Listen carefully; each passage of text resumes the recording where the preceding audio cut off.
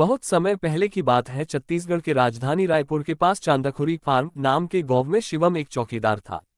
वह रात भर गांव की गलियों में लाठी लेकर आवाज लगाता घूमता था। इसके चलते गांव वाले चैन की नींद सोते थे। वह रात को अपना खाना लेकर निकलता और शिव जी के मंदिर जाता था।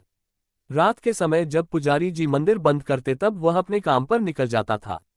एक दिन पुजारी बाबा ने उससे पूछा, पुजारी शिवम, ये सभी गौव वाले सुबह मंदिर आते हैं और तू रात को मंदिर आता है, उसके बाद मंदिर बंद होने तक बैठा रहता है। शिवम, पंडित जी, जब तक मैं भगवान के दर्शन नहीं कर लेता मैं अपने काम पर नहीं जा सकता। दूसरा, जब तक भगवान बैठे रहते हैं मुझे गौव की चिंता नहीं है, जब ये सो जाते हैं तब मैं गौव की रखवाली करने निकलता हूँ। पुजारी, तुझे इतना विश्वास है शिव जी पर? शिवम, हाँ पंडित जी, मेरा विश्वास अटूट है। इसी तरह समय बीत रहा था। एक दिन मंदिर में एक सेठ जी आए और पुजारी जी से बोले, सेठ जी, पंडित जी, मेरे कोई संतान नहीं है, मैं भगवान भोलेनाथ की पूजा करना चाहता हूँ। पंडित जी सेठ जी की पूजा करवा देते हैं। पंडित जी, भगवान ने चाहा तो तुम्हें अवश्य संतान की प्राप्ति होगी, लेकिन उसे लेकर मंदिर में दर्शन करने अवश्य आना। 1 साल बाद सेठ जी के घर बेटा पैदा होता है। वे अपनी पत्नी व बच्चे के साथ मंदिर पहुंच जाते हैं। सेठ जी, पंडित जी, भोले बाबा ने मेरी पुकार सुन ली। ये सुनकर पंडित जी बहुत खुश होते हैं। उसके बाद सेठ जी कहते हैं, सेठ पंडित जी, मैं इस शिवलिंग की जगह सोने का शिवलिंग स्थापित करना चाहता हूँ। पंडित जी, ये आप क्या कह रहे हैं? सेठ जी, यह शिवलिंग बहुत पुराना है, हम इसे हटा नहीं सकते, और अगर आपने सोने का शिवलिंग स्थापित कर दिया तो इस खबर के फैलते ही शिवलिंग चोरी होने का खतरा बढ़ जाएगा।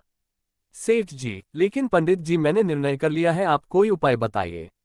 पंडित जी, ठीक है, मैं गौव वालों से सलाह करके आपको बताऊंगा, आप 2 दिन बाद आइए।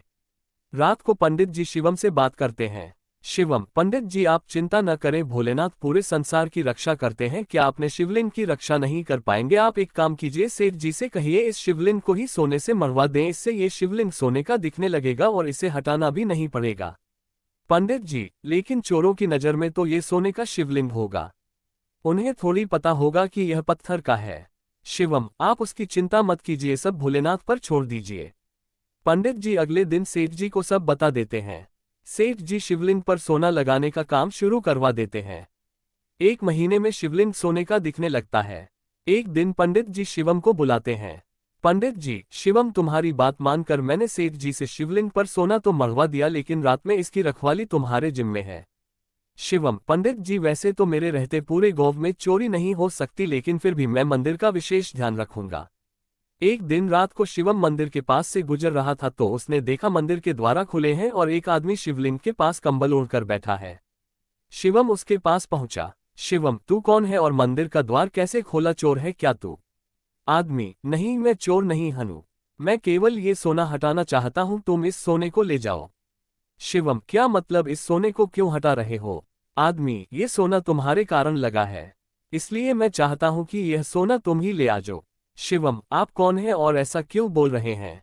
तभी वह आदमी भगवान शिव के रूप में प्रकट हो जाते हैं।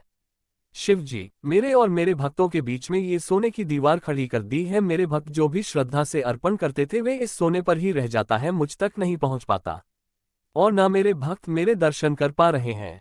शिवम ये सुनकर भगवान के पैरों में गिर जाता है। शिवम, प्रभु मुझे माफ कर दीजिए, मैं अज्ञानी समझ नहीं पाया, आप तक जल भी नहीं चढ़ पाया, मैं अभी इस सोने को हटा देता हूँ।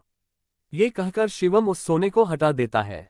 भगवान शिव उसे आशीर्वाद देकर अंतर्ध्यान हो जाते हैं। सुबह जब मंदिर खुलता है तो पंडित जी यह सब देखकर शिवम से पूछते हैं। शिवम उन्हें सारी बात बता देता है। पंडित जी उसी समय सेठ जी को बुलाते हैं। सेठ, भगवान मुझे माफ कर दीजिए, मुझसे बहुत बड़ी भूल हो गई, अपनी जिद के कारण मैंने आपकी पूजा में बाधा डाली।